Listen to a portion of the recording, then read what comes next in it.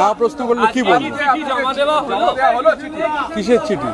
এই যে বিধায়কদের সই সম্বলিত চিঠি, আজকে কেন?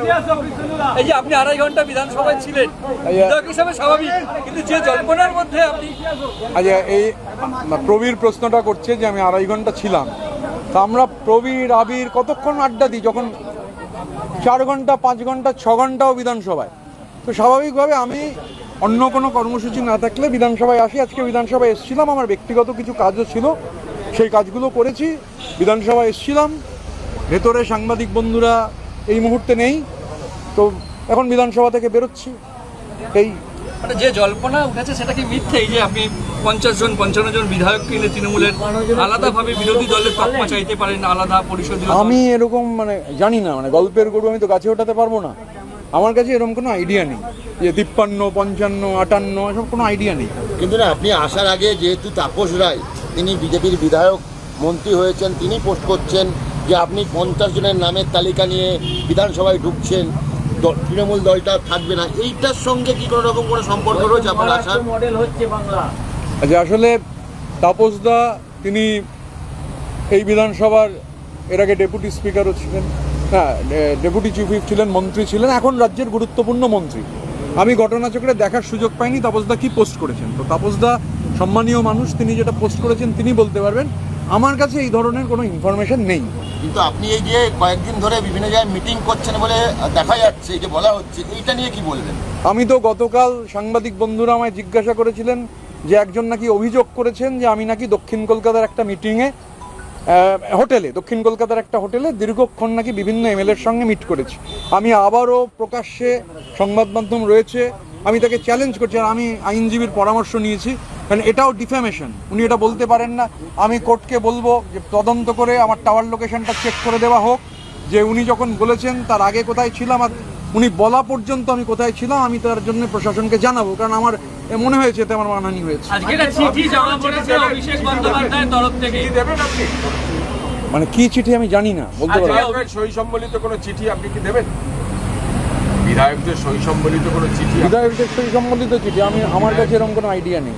আজকে তৃণমূলের তরফ থেকে একটা চিঠি দেওয়া হয়েছে, সেখানে সই ছাড়াই আবার শোভনদেব চট্টোপাধ্যায়কে বিরোধী দলনেতা করার অভিষেক বন্দ্যোপাধ্যায় সেই চিঠিতে সই করেছেন এবং আজকে জমা দেওয়ার মানে রেখে আসা হয়েছে। এবং এই চিঠিতে পঙ্কজ বন্দ্যোপাধ্যায়ের রেফারেন্স টানা হয়েছে যে তাকে কিভাবে বিরোধী দলনেতা করা হয়েছিল সেটি। আমি চিঠিটা দেখিনি, না দেখে বলতে পারবো না। না, এখান থেকে তো পুরোটা পড়তে পারছি না। উনি এসেছিলেন দিতে চিঠিটা? হ্যাঁ, মানে অভিষেক বন্দ্যোপাধ্যায় এসেছিলেন। ও ঠিক আছে, বাহিনী এসেছিল, অসুবিধা দিয়ে ওনারা দিয়েছেন। আমি জানি না চিঠির কন্টেন্ট কি আছে, দেখবো, পড়ে নেবো। টুইটে নিশ্চয়ই পাওয়া যাবে, কারণ উনি বলেন কিছু বললে টুইট দেখে নিতে, তো এটাও ডেফিনেটলি টুইটে আছে। আমি ডেফিনেটলি সেটা দেখে নেবো যে কি লিখেছেন। কিন্তু মানে আমি যা বুঝি আর কি, আসলে এই যে আমাদের বিধানসভা, পশ্চিমবঙ্গ বিধানসভাটা তো শুধু পশ্চিমবঙ্গের বিধানসভা ছিল না। 1931 সালের 9ই ফেব্রুয়ারি বাংলার গভর্নর স্ট্যানলি জ্যাকসন এই বাড়িটার পত্তন করেছে, মানে ভিত্তিপ্রস্তর 2 বছর আগেই হয়েছিল। এটা 9 ফেব্রুয়ারি 1931 এই বাড়িটা যাত্রা শুরু করে। বেঙ্গল লেজিসলেটিভ কাউন্সিল, গোটা বাংলার প্রধানমন্ত্রী এখানে বসতেন। তো এই বাড়িটার একটা অন্যরকম গুরুত্ব রয়েছে। আর ওই স্পিকারের চেয়ার, স্বাধীনতা পরবর্তী সময়ে স্পিকারের চেয়ারের একটা গরিমা রয়েছে। সে বিজয় কুমার বন্দ্যোপাধ্যায় থেকে শুরু করে হাসিম আব্দুল হালিম পর্যন্ত স্বাভাবিকভাবে গত 15 বছরের যে অভ্যেস, মানে প্র্যাকটিক্যালি মানে যিনি চালিয়েছেন, আমি উইথ অল ডিউ রেসপেক্ট, স্পিকারের চেয়ারের ব্যাপারটা, মানে এই যে ধরুন কমনওয়েলথে স্পিকার আর যান না, কেন যান না? কমনওয়েলথে স্পিকারের যাওয়া বন্ধ হয়ে গেল পশ্চিমবঙ্গের বিধানসভার। এটা আমার ধারণা একটা অভ্যেস পরিণত হয়েছিল। মানে এই যে বসিং অ্যাটিটিউড, আমরা যা বলে দেবো তুড়ি মেরে, এই বসিং অ্যাটিটিউডটা কোথাও কাটছে না। রাজনীতির সঙ্গে যোগাযোগবিহীন মানুষজন, গ্রাউন্ডের সঙ্গে, গ্রাসরুটের সঙ্গে কোনোই যোগাযোগ নেই। আমি দুটো নাম তো শুনলাম, গ্রাসরুটের সঙ্গে কোনো যোগাযোগ নেই। তো স্বাভাবিকভাবে দিয়ে এটা আমায় তো অ্যাড্রেস করেননি, যাকে অ্যাড্রেস করেছেন অনারেবল চেয়ার বলতে পারবেন। আপনি দুবার রাজ্যসভা সাংসদ ছিলেন, এই যে বিরোধী দলনেতা নির্বাচিত বা মনোনীত করার প্রসিডিওরটা ঠিক কি? দেখুন, নর্মালি যেটা হয়, এটা এমএলএ এমপিদের, যখন আমি এমএলএ বলতে পারবো না, এমপিদের ক্ষেত্রে এটা হচ্ছে বসে আলোচনা হয়, সবাই স্বাক্ষর অ্যাটেন্ডেন্স হয়। এবারে যেটা হয়েছিল আমি বলেছি, যে কারণে আমি আর সন্দীপন চিঠি দিয়েছিলাম, যে প্রথম যখন আমরা দেখি যে সই যে জাল হচ্ছে, আর সই জাল প্র্যাকটিক্যাল, কারণ যে বিধায়ক নেই, আমি আরও অনেক পরে সই করেছিলাম, আমরা দেখছি যে অনেকগুলো ব্লক লেটারে হচ্ছে নাম লেখা রয়েছে। এখন ব্লক লেটারে কেউ নাম লেখেন না, ব্লক লেটারে যেহেতু নাম লেখা রয়েছে আমরা তখন খুঁজে দেখলাম, আরে আমি বিধায়কদের নাম বলবো না, অনেকেই পুলিশের কাছে বলেছেন, একজন বিধায়ক তো আবার বাড়ি থেকে বেরোননি সেদিন, যার ফলে তার টাওয়ার লোকেশনটা গোটাটাই একই জায়গায়, কোনো মুভমেন্ট নেই। বাকি যারা এরকম এমএলএ আছেন তাদের মুভমেন্ট ছিল, কিন্তু তারা ছিলেন না মিটিংয়ে। স্বাভাবিকভাবে ধরুন এই ব্যাক ডেটে আমরাই তো সই করেছি, আমরা তো 19 তারিখে করেছি। আপনি যদি বলেন কেন করেছেন, ওখানে পরিবেশ পরিস্থিতি ছিল, করেছি, আমরা করতে হয়েছে। কিন্তু সেখানে করতে গিয়ে দেখি যে সই একরকম, সই এক জিনিস, যে এমএলএ নেই সেই এমএলএদের নাম ব্লক লেটারে লেখা হয়ে যাচ্ছে। এবং আমার যে চিঠিটা সেটা তো পাবলিক ডোমেনে এসেছে, মানে আমাদের যে চিঠিটা আমার আর সন্দীপনের পাবলিক ডোমেনে সেটা আছে। তো স্বাভাবিকভাবে আমরা কি লিখেছি সেখানে আপনারা জানেন। তো অ্যাজ এ আর স্পিকারের তো কোনো পলিটিক্যাল পার্টি হয় না, speaker custodian of the house. তো এবং তার অনেক উদাহরণ রয়েছে আমাদের দেশে, স্পিকার পদ, স্পিকার। তো স্বাভাবিকভাবে মানে স্পিকারকে অ্যাড্রেস করা হয়েছে, আমি যেটা দেখলাম এখনো দেখিনি আর কি। স্বাভাবিকভাবে আমরা যখন যেটা করেছিলাম তাতে কিন্তু ওটা অ্যাটেন্ডেন্স ছিল, দেয়ার ওয়াজ নো রেজলিউশন। আমরা কোনো রেজলিউশনে সই করিনি, এটা বলতে পারি। জালটা করলো কে? জালটা করলো কে? দেখুন, আমি তো প্রশাসন নই বা আমি এজেন্সি নই যে আমি ঠিক করে দেবো যে কে জাল করেছে।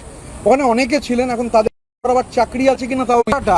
এই নতুন কর্পোরেট স্টাইলের যে তৃণমূল, কর্পোরেট স্টাইলের এই তৃণমূলের কোথাও ডিএনএর মধ্যে এটা ঢুকে গেছে। গতকাল শুনছিলাম আপনার চ্যানেলে, আজকে সকালে শুনেছি গতকালের অনুষ্ঠান, সেখানে আরেকজন বলেছেন, তিনি বলেছেন যে ইভেন আমলাদের সইয়েও প্রচুর হচ্ছে জাল রয়েছে। স্বাভাবিকভাবে মানে এই কথা বিভিন্ন জায়গা থেকে উঠছে, আর আমাদের মনে হয়েছিল এটা তো তৃণমূলের ওখানে বলে অভ্যন্তরে লাভ নেই। যারা সই করাচ্ছিলেন তারা সবাই ক্রাউন প্রিন্সের অফিসের মানে হত্যাকর্তা বিধাতা অনেকে। এখন আমি এটা নিশ্চিত নই, আমি মুখগুলো চিনি, সবার চাকরি আছে কিনা আমি তাও জানি না, কিন্তু সই তারা তাদের হাতেই, তারাই খাতাটা নিয়ে এদিক ওদিক করছিলেন, এটা দেখেছি। গতকাল আপনি বলেছিলেন যেটা দল প্রস্তাব জানাচ্ছে, কোনো রেজলিউশনই তো হয়নি, কোনো রেজলিউশন শোভনদাকে দলনেতা করার কোনো রেজলিউশন তো বিধায়কদের সামনে প্লেস করতে হবে, এরকম রেজলিউশন তো পাইনি আমরা। গতকাল আপনি বলেছিলেন যে টিএমসি আরে বিধায়করা লেজিসলেটিভ পার্টি বলে একটা বিষয় হয়, লেজিসলেটিভ পার্টি, পার্লামেন্টারি পার্টি। পার্লামেন্টে আমি পার্লামেন্টের মেম্বার ছিলাম, পার্লামেন্টে পার্লামেন্টারি পার্টি হয়, দুটো হাউসের আলাদা আলাদা পার্লামেন্টারি পার্টি, আবার একটা মিলিত পার্লামেন্টারিও পার্টি হয়। তো লেজিসলেচার পার্টি কি ঠিক করেছে কিছু? আমি অন্তত জানি না। আপনি কি আগামী দিনে এই চিঠি দেবেন? I live for a day Krishnendu, so I cannot tell what happens tomorrow. কাল কি হবে আমি এক্ষুনি বলতে পারছি না। আপনার ভূমিকা কি হবে? যেহেতু দল বা পার্টি, আপনার পার্টি যেহেতু আপনাকে বহিষ্কার করেছে, আপনার ভূমিকা কি হবে? আমি সংবাদ মাধ্যমের থেকে শুনেছি আমি বহিষ্কৃত, আমি সংবাদ মাধ্যমের থেকে দেখেছি, এই অবধি অন্য কোনো কমিউনিকেশন নেই। গতকালকে আপনি একটা ইন্টারভিউতে বলেছেন যে আমি তো স্পিকার নই, I am not the speaker. তো সেটা স্পিকারকে অ্যাড্রেস করা, সেটা স্পিকার বলতে পারবেন। How can I tell that? গতকাল আপনি একটা ইন্টারভিউতে বলেছেন যে আপনি টিএমসি দলটা থাকবে না, কিন্তু আজকে যখন আপনি ঢুকছিলেন বিধানসভায় বললেন যে মমতা বন্দ্যোপাধ্যায় আপনার নেত্রী। আমি কোথাও গতকাল না, সেই অবস্থান থেকে সরে আসা কোনো অবস্থানের ব্যাপার না। আমি কি বলেছি যে তৃণমূলটা একটা গ্রাসরুট পার্টি, লড়াই সংগ্রামের মধ্যে দিয়ে তৈরি হওয়া পার্টি। মমতা বন্দ্যোপাধ্যায়ের তার নেত্রী টল লিডার। এবার পার্টিটা হাইজ্যাক্ট হয়ে গেছে। একটা ধরুন আমরা কি পার্টি, আমাদের পার্টির নেতা কে, মানে যার সঙ্গে আমি কমিউনিকেট করি, তো আমার কমিউনিকেটিং মিডিয়াম তো পার্টির কেউ নয়। আমার কমিউনিকেটিং যাকে আমায় রিপোর্ট করতে হতো, যদি বলেন বস, তাহলে বস বেসিক্যালি দ্য ফার্স্ট, মানে রিপোর্টিংয়ের যে জায়গা, সর্বোচ্চ রিপোর্টিংয়ের জায়গা গোদরেজ ওয়াটার সাইড। তো আমিও এটা অস্বীকার করবো না, কারণ যেটাই সেহেতু কমিউনিকেশন ওখান থেকে হতো, আমিও অপেক্ষা করতাম কখন সেখান থেকে ডাক আসবে, কারণ ওটাই মাধ্যম। তো আমি ধরুন বা হোটেল উঠতে গেছি উলুবেরিয়ায়, নানান ধরনের যে সমস্যা ফেস করেছি, যখন জানিয়েছি কাকে জানিয়েছি। এবার গোদরেজ ওয়াটার সাইডে যাকে রিপোর্ট করতাম, ডিসেন্ট্রালাইজড ওদের স্ট্রাকচার, ওই হাওড়া যে দেখে, হাওড়া সহ অন্যান্য জেলাতে দেখে, তাকে রিপোর্ট করতে হতো। স্বাভাবিকভাবে পার্টির মানে একটা পার্টিতে তো পলিটিক্যাল লিডার বা একটা পলিটিক্যাল কালচার থাকবে, সেই পলিটিক্যাল কালচারের বদলে একটা কর্পোরেট কালচার, এটা সবাই জানেন, এটা নিয়ে নতুন করে কিছু বলার নেই। আপনি যে কথা বলছেন বা থিওরির কথা বলছেন, যে বিধায়করা নির্বাচিত হয়েছেন তৃণমূলের মধ্যে, কত সংখ্যক বিধায়ক আপনার মতকে সমর্থন করছেন সেটা তো আমি আমার আর সন্দীপনের দায়িত্ব নিতে পারি আজকে আমি অন্য কারোর দায়িত্ব নেবো না। তা আজকে আমি খালি আমার আর সন্দীপনের দায়িত্ব নিয়ে, আমার আর সন্দীপনের, আমি বললাম Krishnendu I live for a day only, কালকে কি হবে কাল বলতে পারবো, আজকে বলতে পারছি না। জাভেদ খানের সঙ্গে বৈঠক করেছিলেন? আমি কালকে গতকাল এমএলএ হোস্টেলে গেছিলাম, মুড়ি কি বলে, তারপরে পেঁয়াজ, কাঁচা লঙ্কা তেল দিয়ে মেখে অনেকের সঙ্গে খেয়েছি। শুধু জাভেদ খান কেন, অনেক এমএলএর সঙ্গে দেখা হয়েছে, কথা হয়েছে। আমি এখন অত মনে নেই, এত অনেক এমএলএ খেয়াল নেই। হ্যাঁ, শিউলিদি ছিলেন। সংখ্যা কতজন হবে? আমি গুনিনি কৃষ্ণ, খেয়াল নেই। এখানে শুধু এমএলএ হোস্টেলে কি মুড়ি খেলেন নাকি না কলকাতার বিভিন্ন জায়গায় এরকম মুড়ি? না, এমএলএ হোস্টেলেই খেয়েছি, তার বাইরে আর খেতে হয়নি। উত্তর 24 পরগনা করে বিধায়কের বাড়িতে উত্তর 24 পরগনায় যাইনি এর মধ্যে। প্রাক্তন বিধায়ক ও হ্যাঁ, উত্তর 24 পরগনার রথিন্দাকে দেখতে গেছিলাম। হ্যাঁ, ঠিক রথিন্দার বাড়িতে গেছিলাম, কেন অস্বীকার করবো? ওখানে অনেক এমএলএ ছিলেন। আমি রথিন্দাকেই দেখতে গেছিলাম। বাইপাসের ধারে কোনো হোটেলে কোনো? না, ওটা যিনি বলেছেন তাকে তো আমায় প্রমাণ করতে হবে যে আমি কোনো হোটেলে মিটিং করেছি। বা কোনো উনি আবার, আমি ওনাকে প্রমাণ করতে হবে, উনি বলেছেন যে আমি একটা হোটেলে এমএলএদের নিয়ে মিটিং করেছি। হোটেলের পাশে কোনো অফিসে মিটিং করেছেন? তৃণমূলের বিধায়ক, আপনি তৃণমূলের একটা বিরাট অংশের বিধায়ক, আপনার সাথে সরাসরি যোগাযোগ রাখেন, খবরের কোনো সত্যতা? দেখুন, আমি খুব অ্যাক্সেসেবল, আমার দুটো ফোনে 24,000 নাম্বার আছে, আমি এক্ষুনি দেখিয়ে দিতে পারি। তার মধ্যে উলুবেড়িয়া পূর্বে 6,000 নাম্বার আছে। আমি চেষ্টা করি মানুষের সাথে যোগাযোগ রাখার। আমি যেহেতু খুব, দেখুন আমি ট্রাভেল, যে আমার কোনো পাইলট নেই, আমার সঙ্গে একজন নিরাপত্তারক্ষী আছেন। আমি ভোটের পরদিন থেকে, রেজাল্ট বেরোনোর পরদিন থেকে নিয়মিত উলুবেড়িয়ে আসছি যাচ্ছি, কোনো প্রবলেম হয়নি। আমাকে হচ্ছে, আপনি কথা বলতে দিন না, আপনি তো কথা বলতে না দিলে কী করে হবে? তা আমি উলুবেড়িয়া যাচ্ছি আসছি, তো আমার কোনো প্রবলেম হচ্ছে না। আমি ঈদের দিন উলুবেড়িয়া চষে বেরিয়েছি, উলুবেড়িয়া বিকেলবেলা ফুটবল খেলেছি। তো আমার মানে এখন গতকাল থেকে গদ্দার বেইমানেগুলো শুনছি, কিন্তু এটুকু বলতে পারি যে কেউ হচ্ছে চোর চোর চোর চোর করে কোনো কথা বলেনি আমায়, বলছে না, কোনো সমস্যা হচ্ছে না। আগামীকাল তৃণমূল কংগ্রেসের সংখ্যাগরিষ্ঠ হাওড়া গ্রামীণের বিধায়ক নবান্নে মুখ্যমন্ত্রী শুভেন্দু অধিকারীর প্রশাসনিক মিটিংয়ে যোগ দেবে। কালকে কি বিধানসভা আসবে, তার আসার সম্ভাবনা আছে? নবান্ন যাওয়ার আগে আসতে পারি বা পরেও আসতে পারি। খালি হাতে? খালি হাতে এটা তো কালকের আগে বলতে পারছি না, কালকে বলতে পারবো। প্রশাসনিক মিটিং হোক। জমা দেওয়ার কালকে বৈঠক কোন বৈঠক? প্রশাসনিক বৈঠক দুটো, কলকাতা, দক্ষিণ 24 পরগনা, হাওড়া। আমি এটুকু বলতে পারি যে আমি যে জেলা থেকে ভোটে জিতেছি, তৃণমূল কংগ্রেসের সংখ্যাগরিষ্ঠ বিধায়ক মাননীয় মুখ্যমন্ত্রী শুভেন্দু অধিকারীর ডাকা সেই মিটিংয়ে আমরা বিরোধী, কিন্তু আমরা গঠনমূলক এবং সদর্থক বিরোধিতা করব। আমরা থাকবো কাল মিটিং। ডাক পেয়েছেন কি নাকি? অবশ্যই ডাক পেয়েছি, এমনি নাকি অনাহুত হয়ে যাব নাকি মিটিং? সবাই ডাক পেয়েছেন নাকি? না প্রত্যেকে ডাক পেয়েছে, প্রত্যেকে ডাক পেয়েছে। কি আসবেন? আমি পুলক রায়ের দায়িত্ব কোনোটাই নিতে পারবো না। আরেকটা প্রশ্ন হচ্ছে যে রথিন্দা তো এখন প্রাক্তন বিধায়ক, কে বললো? রথিন্দা জিতেছেন, মধ্যমগ্রাম থেকে রথিন্দা জিতে এমএলএ হয়েছেন। রথিন্দার সাথে দেখা করতে গেলেন কি, মানে উনি অসুস্থ বলে?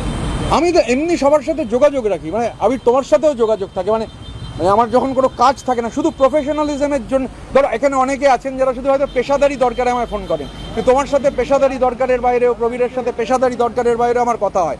So I am an available person. আমার 22 টাকার কনভয় নেই, আমায় চোরপিটুনি গণপিটুনিও খেতে হয়নি, আমাকে সেন্ট্রাল ফোর্সের জন্য লিখতে হয়নি। জনগণ আমার নিরাপত্তা দেবে এই বলে গলাবাজি করে তারপর সেন্ট্রাল ফোর্সের জন্য চিঠি লিখতে হয়নি। দু একজন ছিলেন, কেন মিথ্যে কথা বলবো? গতকাল থেকে বলছেন যে তৃণমূল দলটা থাকবে না, আপনার এই বলার ভিত্তিটা কি? তৃণমূল দলটা থাকবে মানে এই যে কালচার, কর্পোরেট কালচার, এই যে একটা ডাইনাস্টিক ব্যাপার, এবং মানে যিনি এই গোটাটা নেতৃত্ব দিয়ে একটা গ্রাসরুট পার্টির একেবারে মানে, এবং সব থেকে বেশি তো আক্রান্ত নিচের তলার কর্মীরা, তো তাদের পাশে তো যেতে হবে। আপনার কনভয় কমে গেছে, কনভয় আবার বাড়বে কবে সেসব না ভেবে 26 দিন ওয়েট করার তো দরকার ছিল না। আমি তো বলছি যে আমি উলুবেড়িয়া পূর্বে উলুবেড়িয়ার সরকারের চোখ রাঙানি আছে, আমার ধারণা কমে যাবে, এরপর আর মানে বেরোতেই পারবেন না। তো এই চোখ রাঙানিকে উপেক্ষা করে অনেকে আমায় বলেছেন যে গেলে সমস্যা হবে। আমি তো রেজাল্ট বেরোবার পর থেকে উলুবেড়িয়ায় কনস্ট্যান্টলি যাতায়াত করছি, এখনও বাড়ি ভাড়া দেখছি, ফাইনাল বাড়ি ভাড়াতেও বুঝছিলাম যে অনেকে বাড়ি ভাড়া দিতে ভয় পাচ্ছেন, তো আমার ধারণা ভয় কেটে যাবে। কুণাল ঘোষ বলছেন যে যদি কোনো নতুন পার্টি করেন তার প্রতীক হওয়া উচিত বালিশ। সে কুণাল ঘোষের জন্য আমি কুণাল ঘোষের কথার মধ্যে যাব না। কুণাল ঘোষ কি বলেছেন, কুণাল ঘোষের তাহলে আমি আজকে যাচ্ছি না, কিন্তু কুণাল ঘোষ মানে বারবার কাকে মানে ফোন করছেন, কোথায় ফোন করছেন, কেন ফোন করছেন, কি বলছেন, বা আমার আর সন্দীপনের সাথেও কুণাল ঘোষের অনেক কথা হয়েছিল। লেটস ওয়েট, আজকে সব নয় না ওপেন করলাম, করবো। কার সঙ্গে কথা বলছেন? কার সঙ্গে কথা বলছেন? হ্যাঁ, আরে কার সঙ্গে কথা বলেছেন? আমি বাংলায় বলেছি যে আমি তৃণমূল কংগ্রেস আমায় বহিষ্কার করেছেন, আমি তৃণমূল কংগ্রেসে আমি তো বাংলায় কথা বলছি রফিকুল, পরিষ্কার বাংলায় বলছি, অন্য কোনো ভাষায় বলছি না। কুণাল ঘোষ কার সঙ্গে কথা বলছেন? কুণাল ঘোষ আমাদের সঙ্গে তো ক্রমাগত যোগাযোগে ছিলেন, এখন কুণাল ঘোষের জানি না হয়তো রাগটাগ হয়েছে, ঠিক আছে, কি করা যাবে, সবসময় সবাইকে খুশি করে চলা যায় না। তা আবার বললাম, আমি গদ্দার বেঈমান যাই হতে পারি, চোট চোট চোট চোট শুনতে হচ্ছে না, প্রিজন ভ্যানও বাজাতে হচ্ছে, মানে প্রিজন ভ্যানের ভেতর থেকে চোট চোট চোট চোট শুনতে হচ্ছেন, মানে লোকে বাইরে থেকে বলছেন না আমায় আর কি। আর একটা হচ্ছে যে আজকে যে চিঠিটা অভিষেক ব্যানার্জি জমা দিলেন বা তার তরফ থেকে যে যারা জমা দিয়ে গেলেন, সেখানে তো বাকি বিধায়কদের সমর্থনের কোনো সই লক্ষ্য করতে পারা যাচ্ছে না। এটা কি আপনারা আবার স্পিকারের কাছে তুলবেন? আমি চিঠিটা পড়বো আগে, তারপর সন্দীপনের সঙ্গে আগে বসে ঠিক করব কি করব। তবে এটুকু বলতে পারি যে বিমান ব্যানার্জি আর ওই বিধানসভা স্পিকারের চেয়ারে বসেন না, যার ফলে মানে ডেসপটরা যেরকম করেন আর কি, যা খুশি তাই মানে তুড়ি মেরে বলে দেবো। আর ওই যে বললাম, আপনারা আমায় জিজ্ঞাসা করেছিলেন যে আমি আমার আর সন্দীপনেরটা জানি, আমরা মিটিংয়ে যাইনি, কারণ আমরা উঠে দাঁড়িয়ে অভিষেক বন্দ্যোপাধ্যায়কে স্ট্যান্ডিং ওভেশন দিতে পারবো না, সেই জন্য যাইনি, সময় নষ্ট। আর বলবেন যে টুইট দেখে নাও, কোনো মানে হয় না। Thank you. 50 জনের বেশি বিধায়ক যদি আপনার সঙ্গে থাকে, তাহলে হাসের উপর ছোড়া ফুল, এই প্রত্যেকটার দাবি জানাবেন। আমি কোনো স্পেকুলেশনে ক্যানন ফডার ফিট করতে পারবো না। ক্যাননের যে স্পেকুলেশন, আমি কাল কি হবে কাল দেখা যাবে। আপনি কি টিএমসিটাকে ঠিক করার জন্য চেষ্টা করবেন? যেহেতু আপনি